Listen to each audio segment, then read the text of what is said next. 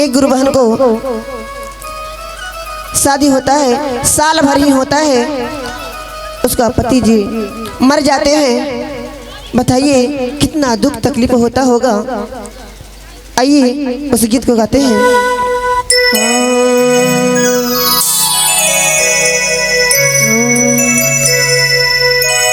बनी के दुल्हनिया पिया के भवाना माजी पिया के भवाना माजी हरे अच्छा के सिंदूरवा मोर धोवा दीदी आंसू नहीं बहाना है, सुख दुख सबके ऊपर है दीदी। बताइए उस गुरु बहन पर क्या बीतता होगा। साल भर ही होता है, उनके पेट में जुड़वा बालक रहता है, उनका पति जी मर जाते हैं। बेचारी रोती है, बिलखती है, तड़पती है, महादेव के दरबार में जाती है। महादेव हमसे कौन ऐसा कसूर हुआ, उसका सजा ये दिए महादेव। जाती है कहते कैसे, हरे की सामत के मारल बानी जागा बाके हारल बानी जागा बाके हारल बानी हर केहू नाही बाटे मोर सहारन हो राम हे राम हो केहू नाही बाटे मोर सहारन हो राम सामत के मारल बानी जागा बाके हारल बानी जागा बाके हारल बानी केहू नाही बाटे मोर सहारन हो राम हे राम हो केहू नाही बाटे मोर सहारन हो राम।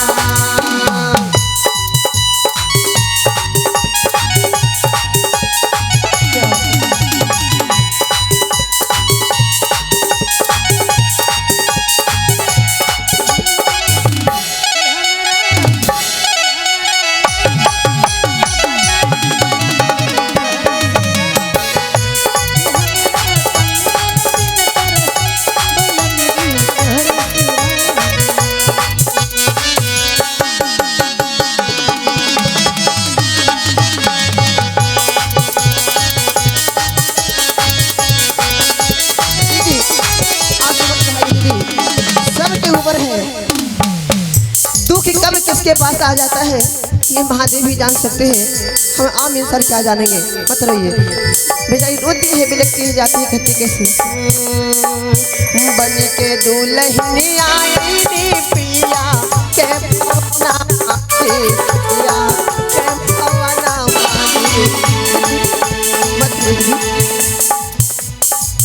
बन के दुल्हनी आई पिया के भवना माली पिया के भवना माली जगे से दुरवा मोर राम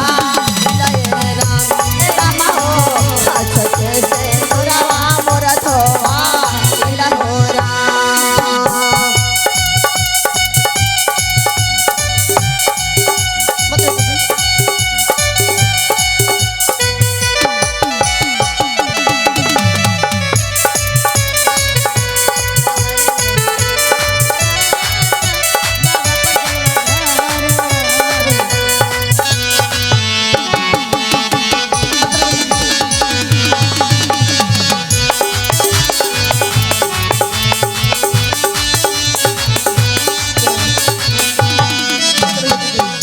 दीदी पति जी तो उसका डेट कर गए, मर ही गए, उनका दुनिया आधार तो हो ही गया। लेकिन दीदी उस गुरु बहन के पेट में जुड़वा बालक बन रहा था। बताइए जब दुख आता है तो हर तरह से आता है, जब जन्म लेते बालक भी बीमार हो जाता है दीदी, बचने का कोई भी संभावना नहीं होता है। बेचारी रोती है कहते हैं कैसे,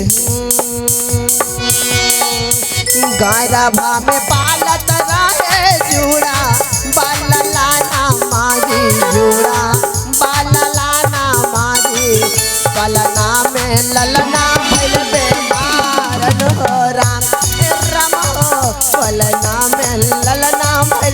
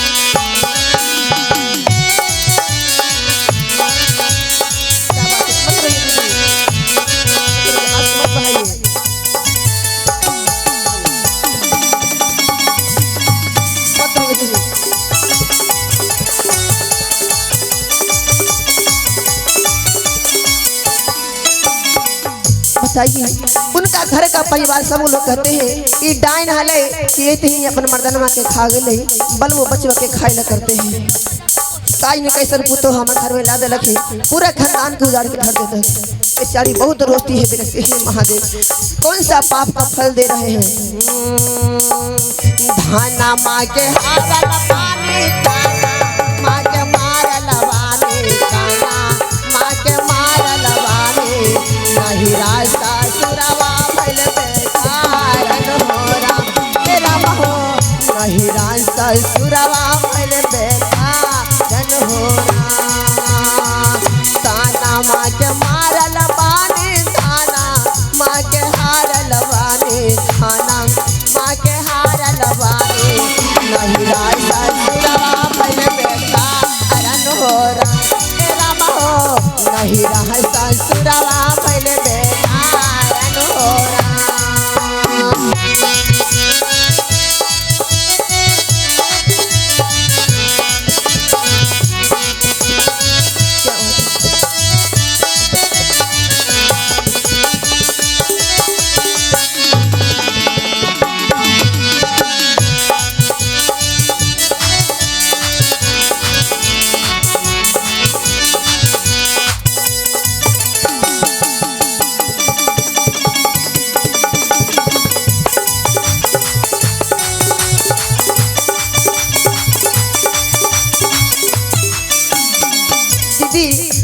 उसका घर का परिवार मार पीट कर घर से निकाल दिए कि सब खानदान के रहते तो खा जेतो ये डाइन हो एकरा जल्दी भगाओ। मारते पीटते हुए घसीटते हुए घर से बाहर कर दिए। उस गुरु बहन कहती है हर में लगती है कि हे महादेव अब मैं जाऊं तो कहाँ जाऊं न नैहर के लोग पूछता है न ससुराल के लोग पूछता है हे महादेव मैं कहाँ जाऊं। जेने हम ताती गुरुजी लौके लायन धारी आई लौके लायन धारी आई तोहरे चारनिया लगे उजिया अरन होरा ए दामा हो तोहरे चारनिया लगे उजिया अरन होरा। मतलब दीदी कितना मत रोइए ताली जी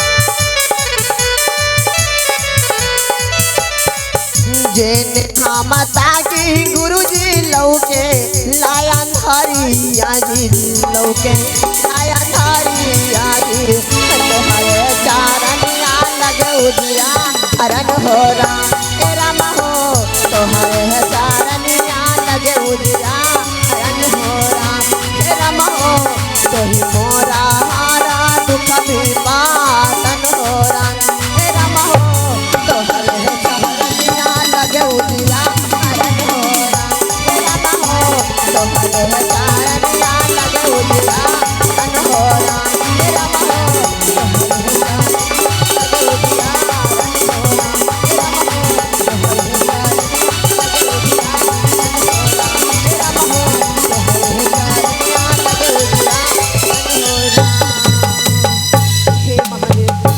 हे महादेव कौन सा पाप का बदला लिए है महादेव दया कीजिए महादेव। बेचारी रोती है बिलकती है नहीं मेरा घर है न द्वार है नहीं ससुराल कोई नहीं है महादेव। जिसका ससुराल में पति नहीं होता है उसका कोई नहीं होता है दीदी। बोलिए शिव गुरु महाराज की हर हर महादेव की।